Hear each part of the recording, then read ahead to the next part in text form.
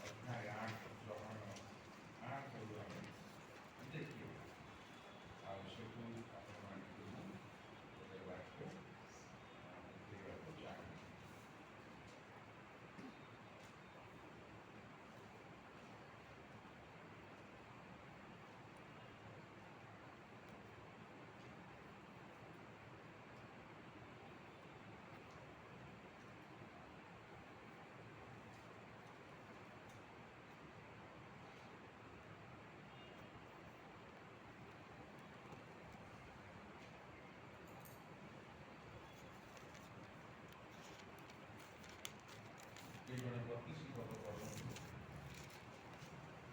ପୁଣି ତୁମ୍ଭେମାନେ ସତ୍ୟ ସତ୍ୟ ଜ୍ଞାତ ହେବ ଓ ସେହି ସତ୍ୟ ତୁମମାନଙ୍କୁ ମୁକ୍ତ କରିବ। ଧନ୍ୟବାଦ।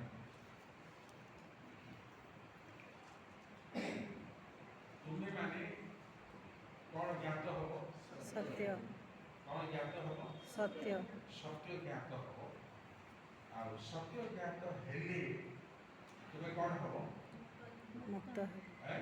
ମୁକ୍ତ ହେବ ମୁକ୍ତ ମାନେ ଦୁନିଆରେ ବିଭିନ୍ନ ପ୍ରକାରର ବନ୍ଧନ ଗୁଡ଼ିକ ମାନେ ରହିଛି। ଆଉ ସେ ଭିତରୁ ମାନେ ବିଭିନ୍ନ ଲୋକମାନେ ମିଥ୍ୟାର ବନ୍ଧନରେ ବେଶୀ ରହିଯାଇଛନ୍ତି। ଏ ମିଥ୍ୟାଟା ଲୋକଙ୍କୁ ବାନ୍ଧି ପକେଇଛି। ଆଉ ମାନେ ମିଥ୍ୟା ଲୋକମାନଙ୍କୁ ବାନ୍ଧି ପକାଏ ଏବଂ ସତ୍ୟ ବନ୍ଧା ଯାଇଥିବା ଲୋକମାନଙ୍କୁ ମୁକ୍ତ କରେ। ତେବେ ଆପଣମାନଙ୍କୁ ଆଉ ଗୋଟେ ବାକ୍ୟ ମଧ୍ୟ କହିବି। ଆଉ ଦେଖନ୍ତୁ ସେଠି ମାନେ 17 ଅଧ୍ୟାୟ 17 ପଦ ଟିକେ ପଢ଼ିବେ। କ'ଣ ଲେଖାଯାଇଛି ଦେଖି ପଢ଼ନ୍ତୁ ତ। ସତ୍ୟ ଦ୍ୱାରା ସେମାନଙ୍କୁ ପବିତ୍ର କର, ତୁମର ବାକ୍ୟ ତ ସତ୍ୟ। ଏଠି ମୁଁ ଖାଲି ଗୋଟେ କଥା କହିବାକୁ ଚାହୁଁଛି, ତୁମର ବାକ୍ୟ ତ ତୁମର ବାକ୍ୟ ତ ସତ୍ୟ ସତ୍ୟ। ଆଉ ସେହି ବାକ୍ୟ ତୁମେ ଜାଣିବ ଏବଂ ସେହି ବାକ୍ୟ ତୁମମାନଙ୍କୁ ବିଭିନ୍ନ ପ୍ରକାର ବନ୍ଧନରୁ ମୁକ୍ତ କରିବ। ତୁମେ ମୁକ୍ତ ହେବ। ଆଉ ସେ ବିଭିନ୍ନ ବନ୍ଧନ ଭିତରୁ ମୁଁ ଗୋଟେ ଦୁଇଟା ଇମ୍ପୋର୍ଟାଣ୍ଟ ବନ୍ଧନ ବିଷୟରେ କହିବାକୁ ଚାହିଁବି। ସବୁଠୁ ବଡ଼ ବନ୍ଧନ ହେଲା ପାପର ବନ୍ଧନ। ଦ୍ୱିତୀୟ ବନ୍ଧନ ହେଲା ରୋଗର ବନ୍ଧନ। ତୃତୀୟ ବନ୍ଧନ ହେଲା ମୃତ୍ୟୁର ବନ୍ଧନ। ଆଉ ଏହିପରି ମାନେ ଆହୁରି ମଧ୍ୟ ଏମିତିକି ଦରିଦ୍ରତାର ବନ୍ଧନ, ଅଜ୍ଞାନତାର ବନ୍ଧନ, ଏମିତି ସବୁ ମାନେ ସାମାଜିକ ବନ୍ଧନ, ଅଭିଶାପର ବନ୍ଧନ, ନାନା ପ୍ରକାର ଏମିତିକି ଧାରା ବା ଟ୍ରେଡିସନ୍ ବା ଅନେକ ଏ ସାମାଜିକ ପରମ୍ପରାର ବନ୍ଧନ ଗୁଡ଼ିକ ମଧ୍ୟ ଅନେକଙ୍କୁ ବାନ୍ଧି ପକେଇଛି। ଲୋକମାନେ ଏମିତି ପରମ୍ପରାରେ ବନ୍ଧା, ଅଭିଶାପରେ ବନ୍ଧା, ରୋଗରେ ବନ୍ଧା, ଆଉ ମଧ୍ୟ ପାପରେ ବନ୍ଧା, ଅଭିଶାପରେ ବନ୍ଧା, ଏମିତି ସବୁ ବିଭିନ୍ନ ଭାଇମାନେ ବିଭିନ୍ନ ଭଉଣୀମାନେ ବା ମାନେ ପୃଥିବୀର ବିଭିନ୍ନ ଲୋକମାନେ ଏମିତି ବିଭିନ୍ନ ପ୍ରକାର ବନ୍ଧନରେ ପୁରା ବନ୍ଧା ହୋଇଛନ୍ତି। ଆହୁରି ମଧ୍ୟ ସେଇଟା ଯେ ଖାଲି ବନ୍ଧନ ତାହା ନୁହେଁ, ଏଇଟା ଗୋଟେ ବୋଝ। ଯେମିତି ଆପଣମାନେ ଜାଣିଛନ୍ତି ଏଇଟା ବହୁତ ଭାରି ମଧ୍ୟ। ଆଉ ମାନେ ଏଇଟା ଏଭ୍ରି ବାର ତାର 2 ଲେଖା ହେଇଛି ବେଷ୍ଟନକାରୀ ବା ବାନ୍ଧିବାରେ ନମ୍ବର 1। ଆପଣମାନେ 2 ପଦ 12 ଏମିତି ପଢ଼ି ଦିଅନ୍ତୁ। 1 2 ପଦ ଏଭ୍ରି ଆମେ ଦେଖିବା ସେଟା ପାପର ବନ୍ଧନଟା କେମିତି ଆମେ ଟିକେ ଦେଖିବା। ସେଠି ଏଠି ପଢ଼ନ୍ତୁ। ସେ ଆପଣ ସମସ୍ତ ଆନନ୍ଦ ନିମନ୍ତେ ଅପମାନ ତୁଚ୍ଛ ଜ୍ଞାନ କରି ଧୈର୍ଯ୍ୟ ସହ କୃଷ୍ଣ ମୃତ୍ୟୁ ଭୋଗ କଲେ ଓ ଈଶ୍ୱରଙ୍କ ସିଂହାସନର ଦକ୍ଷିଣ ପାର୍ଶ୍ୱରେ ଉପବିଷ୍ଟ ହୋଇଅଛନ୍ତି। ତୁମେମାନେ ଯେପରି ଆପଣ ମନରେ ନାଇଁ ସେଟା ଭିନ୍ନଟା ପଢ଼ିକି କହୁଛ। ଅତଏବ ଏଡ଼େ ବୃହତ୍ ମେଘତୁଲ୍ୟ ସାକ୍ଷୀମାନଙ୍କ ଦ୍ୱାରା ବେଷ୍ଟିତ ହେବାରୁ ଆସ ଆମେ ମାନେ ପ୍ରତ୍ୟେକ ଭାର ଓ ସହଜରେ ବେଷ୍ଟନକାରୀ ପାପ ପରିତ୍ୟାଗ କରି ବିଶ୍ୱାସର ନେତା ଓ ସିଦ୍ଧିଦାତା ଯୀଶୁଙ୍କୁ ଲକ୍ଷ୍ୟ କରି ଧୈର୍ଯ୍ୟ ସହକାରେ ଆମମାନଙ୍କର ଗନ୍ତବ୍ୟ ପଥରେ ଧାବମାନ କରିବା। ଧନ୍ୟବାଦ। ସେ ଲେଖା ହେଇଛି ମାନେ ଗୋଟିଏ ହେଲା ମାନେ ଭାର ବୋଲି ଲେଖା ହେଇଛି। ମାନେ ଏ ପାପଟା ହେଉଛି ବହୁତ ଭାରି, ବହୁତ ଓଜନିଆ, ମାନେ ଲୋକଙ୍କ ଉପରେ ଭାରି ହେଉଛି। ଲୋକଙ୍କ ଉପରେ ନଦୀ ହେଇକି ତାକୁ ଶ୍ରାନ୍ତ କ୍ଳାନ୍ତ କରିଦେବ। ଆଉ ତାପରେ ଲେଖା ହେଇଛି ସହଜରେ ବେଷ୍ଟନ କରିବ ବା ବାନ୍ଧିବ। ମାନେ ଏ ପାପଟା ସହଜରେ ଲୋକମାନଙ୍କୁ ବାନ୍ଧି ପକେଇବ। ସେ ଭଲ ମୁଭମେଣ୍ଟ ହେଇପାରିବନି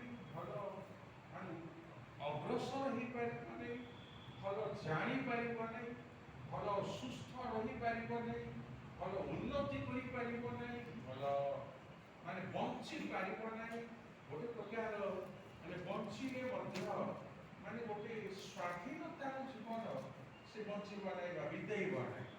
ସେ ମାନେ ସବୁବେଳେ ଗୋଟେ ପ୍ରକାର ଅଭାବର ଜୀବନ, ଦୁର୍ବଳତାର ଜୀବନ, ଅଜ୍ଞାନତାର ଜୀବନ, ବିଫଳତାର ଜୀବନ, ନିରାଶ ବା ନୈରାଶ୍ୟ ଜୀବନ, ମାନେ ହତାଶ ହେବାର ଜୀବନ, ମାନେ ଏମିତି ଜୀବନ ହିଁ ସିଏ ବିତେଇବ। କାହିଁକି ନା ତା ଉପରେ ସେ ପାପଟା ଭାର ମାନେ ସେ ବହୁତ ଭାରି, ସେ ତା ଉପରେ ନଦୀ ହେବ।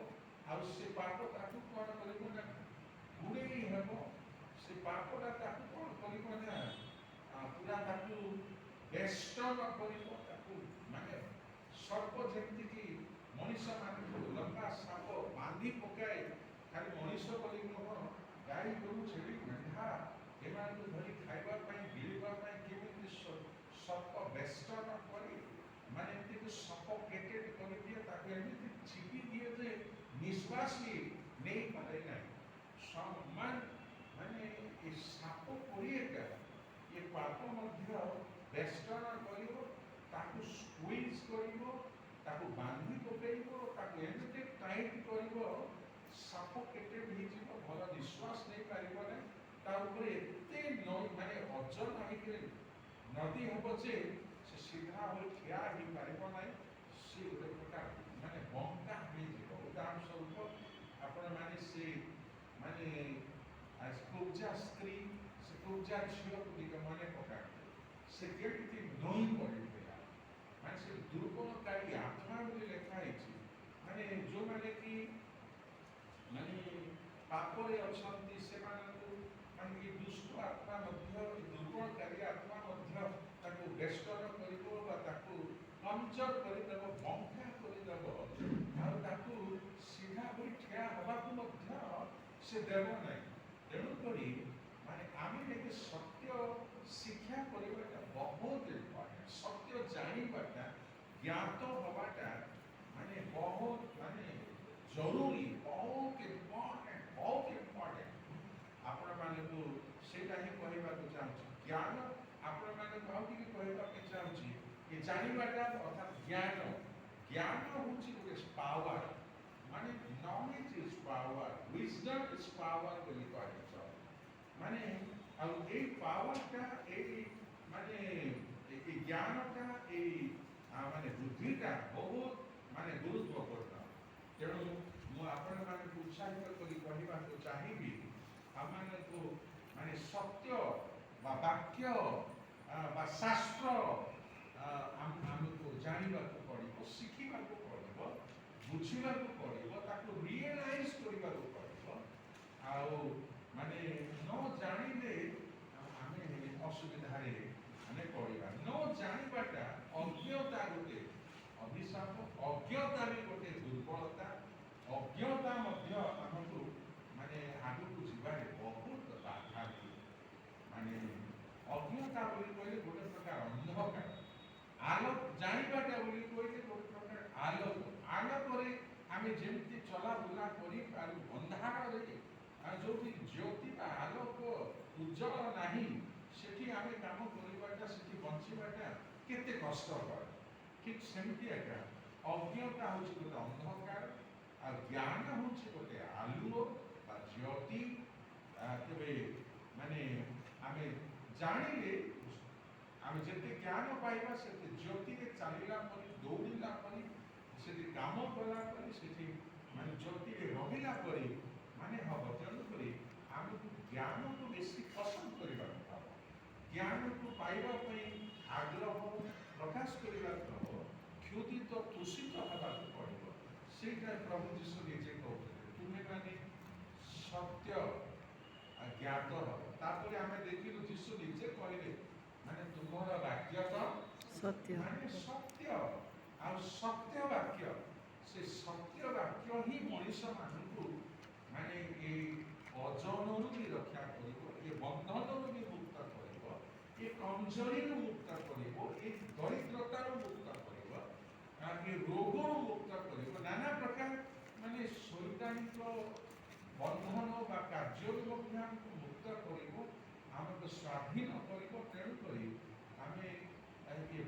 ଷ୍ଟଡି କରିବାଟା ବାଇବଲ ଟ୍ରେନିଂ ନେବାଟା ତାଲିମ ପ୍ରାପ୍ତ ହେବାଟା ଏଇଟା ମାନେ ଦୁଇ ପ୍ରକାର ରହିଛି। ଗୋଟେ ପ୍ରକାର ମାନେ ପାଠ ପଢିଲା ପରେ କିଛି ଲୋକ ପଢୁଛନ୍ତି ସେଟା କିଛି କାମ ଦେବ ନାହିଁ, ଯଦି କାମ ଦେଲେ ମଧ୍ୟ ବହୁତ କମ କାମ ଦେବ। କିନ୍ତୁ ଯେଉଁମାନେ ଆତ୍ମିକ ଭାବରେ ତାକୁ ବିଶ୍ୱାସ ସହ ଆଗ୍ରହ ସହ ମାନେ ତାକୁ ଶିଖୁଛନ୍ତି ଆଉ ତାକୁ କାମରେ ଲଗାଉଛନ୍ତି, ସେମାନଙ୍କ ପାଇଁ ପ୍ରଭୁଙ୍କର ବାକ୍ୟ ଭୟଙ୍କର ଉପକାର କରିବ। ଏତେ ଉପକାର କରିବ ଯେ ତାର ସୀମା ନାହିଁ। ମୁଁ ଅନେକ ବାକ୍ୟ କହିପାରିଥାନ୍ତି, ତଥାପି ମୁଁ ଆପଣମାନଙ୍କୁ ଗୋଟିଏ ବାକ୍ୟ ଆପଣମାନଙ୍କୁ ପୁଣି ଥରେ କହିବି। ମୋଷ୍ଟ ପ୍ରୋବେବଲି ଗୀତ ସଂହିତା 107:20 ଗୋଟେ କଥା ଲେଖା ହେଇଛି ଯେ ଟିକେ ପଢ଼ନ୍ତୁ, ମୁଁ ଆପଣମାନଙ୍କୁ ସେଟା ଟିକେ କହିବି। ପଢ଼ିକି ଦେଖନ୍ତୁ ଥିବ ବୋଲି ଭାବୁଛି।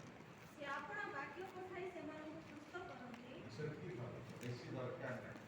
ମାନେ ବାକ୍ୟ ପଠାଇ ରୋଗରୁ ମୁକ୍ତ କରନ୍ତି। ବାକ୍ୟ ପଠାଇ ମାନେ ତାର ରୋଗର ପରବର୍ତ୍ତୀ ମାନେ କାର୍ଯ୍ୟ ହେଲା ମୃତ୍ୟୁ। ମାନେ ବାକ୍ୟ ପଠେଇକି ମୃତ୍ୟୁରୁ ମଧ୍ୟ ଉଦ୍ଧାର କରିଦିଅନ୍ତି। ବାକ୍ୟ ପଠାଇକି ମାନେ ସୁସ୍ଥ କରନ୍ତି। ବାକ୍ୟ ପଠାଇକି ତାକୁ ରୋଗରୁ ମୁକ୍ତ କରନ୍ତି। ଆଉ ରୋଗ ଗୋଟେ ଅଭିଶାପ, ଆପଣମାନେ ସମସ୍ତେ ସେ କଥା ଜାଣିଛନ୍ତି ଭଲରେ। ତେଣୁ ମାନେ ଆପଣମାନଙ୍କୁ ଜଣେଇବାକୁ ଚାହୁଁଛି, ଆମକୁ ମାନେ ପ୍ରଭୁ କ'ଣ କରନ୍ତି ନା, ସେ ମାନେ ସତ୍ୟ ବାକ୍ୟ, ଜୀବନ୍ତ ବାକ୍ୟ, କାର୍ଯ୍ୟ ସାଧକ ବାକ୍ୟ ବା କହିବାକୁ ଗଲେ ମାନେ ପ୍ରକାଶିତ ବାକ୍ୟ, ମାନେ ଏଇ ଯେଉଁ ଲାଷ୍ଟ ବହି ନୁହଁ, ମାନେ ଗୋଟେ ପ୍ରକାଶନର ବାକ୍ୟ। ସେ ବାକ୍ୟ ଗୁଡ଼ିକ ଦ୍ୱାରା ଅନେକ ଲୋକ ପ୍ରକାଶନ ପାଆନ୍ତି। ତେବେ ମାନେ ସେ ପ୍ରକାଶନର ବାକ୍ୟ ଯେତେବେଳେ ଗୋଟେ ମଣିଷ ଜୀବନରେ ଆସେ ବା ଯେତେବେଳେ ବାକ୍ୟର ପ୍ରକାଶନ ଲୋକମାନେ ପାଆନ୍ତି, ସେତେବେଳେ ନାଇଁ ନଥିବା ବନ୍ଧନରୁ ସେମାନେ ମୁକ୍ତ ହୁଅନ୍ତି। ନାଇଁ ନଥିବା ଅଭିଶାପ, କମଜୋରି, ଦୁର୍ବଳତା, ରୋଗ, ବେମାର, ଅଭିଶାପ ଏ ସବୁରୁ ମାନେ ମୁକ୍ତ ହୁଅନ୍ତି। ଆଉ ଏ ଯେଉଁ ଟ୍ରେଡିସନ୍ ଗୁଡ଼ାକ, ପରମ୍ପରା ଗୁଡ଼ାକ ଲୋକମାନଙ୍କୁ ବାନ୍ଧି ପକାଏ। ମାନେ ପରମ୍ପରା ଗୁଡ଼ିକ ଦ୍ୱାରା ଲୋକମାନେ ବନ୍ଦୀ ହେଇଯାଆନ୍ତି, କମଜୋର ହେଇଯାଆନ୍ତି, ଦୁର୍ବଳ ହେଇଯାଆନ୍ତି, ବେମାର ହେଇଯାଆନ୍ତି। ତେଣୁ ଆମେ ପରମ୍ପରା ଠାରୁ ଆମେ ଆଉ ଟିକେ ଉପରକୁ ବା ଉଚ୍ଚକୁ ଯିବାକୁ ପଡ଼ିବ। ମାନେ ଲୋକମାନେ ଯେଉଁ ପରମ୍ପରାରେ ବି ଚାଲିଛନ୍ତି, ସେଟା ବି ଗୋଟେ ସପାନ ବା ସେଟା ଗୋଟେ ଷ୍ଟେଜ, ସେଟା ଗୋଟେ ଲେଭେଲ। କିନ୍ତୁ ପରମ୍ପରାର ଉପର ଲେଭେଲକୁ ବା ତାଠୁ ଉପରକୁ ଆମକୁ ଉଠିବାକୁ ପଡ଼ିବ। ସେଟା ହେଉଛି ମାନେ ପ୍ରକୃତ ଜ୍ଞାନ, ବାକ୍ୟର ଜ୍ଞାନ, ପ୍ରଭୁଙ୍କ ବାକ୍ୟର ଜ୍ଞାନ। ସେଟା ହେଉଛି ସ୍ୱର୍ଗୀୟ ମାନେ ଜ୍ଞାନ ବା ସ୍ୱର୍ଗୀୟ ବୁଦ୍ଧି। ସେଟା ଆମକୁ ସବୁବେଳେ ମାନେ ଅନ୍ୟମାନଙ୍କ ଠାରୁ ଜ୍ଞାନରେ, ସେଟା ହେଉଛି ଆତ୍ମିକ ଜ୍ଞାନରେ ଆମେ ଟିକେ ହାୟର ଲେଭେଲ ମାନେ ରହିବାକୁ ପଡ଼େ। ହାୟର ଲେଭେଲରେ ରହିଲେ ହାୟର ଲାଇଫ ବା ଗୋଟେ ଉଚ୍ଚ ମାନେ ସ୍ତରର ଜୀବନ ଆମକୁ ବିତେଇବା ପାଇଁ ସୁବିଧା ହେବ। ଆଉ ଆମେ ଯଦି ଅନ୍ୟମାନଙ୍କ ପରି ସେ ତଳ ଲେଭେଲ, ପରମ୍ପରା ଲେଭେଲ, ଧାରା ଲେଭେଲ, ମାନେ ଏ ଯେଉଁ ଟ୍ରେଡିସନାଲ ଲେଭେଲରେ ରହିବା, ସୋସିଆଲ ଲେଭେଲରେ ଯଦି ରହିଯିବା, ମାନେ ସେମାନଙ୍କ ଭଳି ହିଁ ଆମେ ଖାଇ ପିଇକି ଖାଲି ବଞ୍ଚିବା। କିନ୍ତୁ ଗୋଟେ ଉଚ୍ଚ ସ୍ତରର, ଉଚ୍ଚ ଧରଣର ମାନେ ଲାଇଫଟା ଆମେ ବିତେଇ ପାରିବା। ହେଲେ ଆପଣମାନଙ୍କୁ ଛୋଟ ମୋଟ ଗୋଟେ ଉଦାହରଣ ଦେବାକୁ ଚାହୁଁଛି।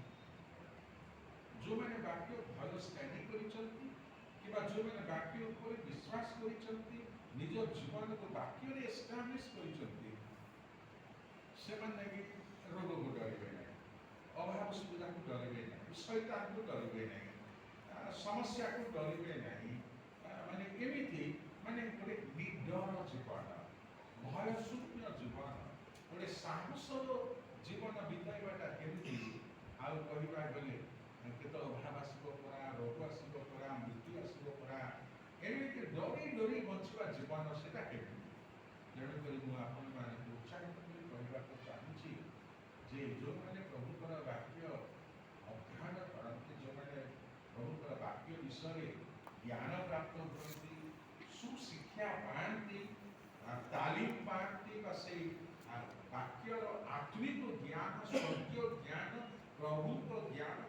ଦେବା ଜ୍ଞାନ ଯେଉଁମାନେ ଲାଭ କରନ୍ତି ସେମାନେ ଗୋଟେ ଉଚ୍ଚ ସ୍ତରର ଜୀବନ ସେମାନେ ବିତେଇ ପାରନ୍ତି।